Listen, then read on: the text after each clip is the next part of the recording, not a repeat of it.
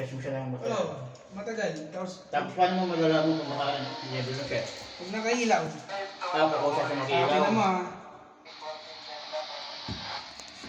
Pero kami nang gagalaw niyan.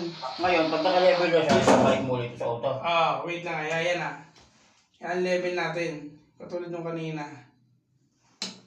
Di ba, hindi umilaw? Oo. Ibig sabihin yan, level yan. Diba? Oo. Ganyan. Okay. Kunyari, 9 trap, ganyan. I-mauhahan mo siya. Han. Mm. Yan mo siya. Tapos yung pula. Pag lumevel yan, iilaw yan. Tsaka kabitaw. Automatic na yun. Bitawan mo pag umilaw. Okay. Pag hindi umiilaw, hanapin mo yung ilaw. Pag lumagpas sa ilaw, hanapin mo lang up mo. Hanapin mo hanggang umilaw. Wala, di ba? Ayan.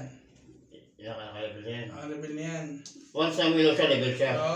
Pwede siyang ayan. Pagkita ka nga. Hindi, ganyan talaga kasi han eh. Hindi mo mape-effect yan. Okay. Yan, naka na yung inspection. Eh, pag kinoto mo na siya, Pag ginawa mo yan, normal na yan. babalik siya. Call ka ng Ayun. gram.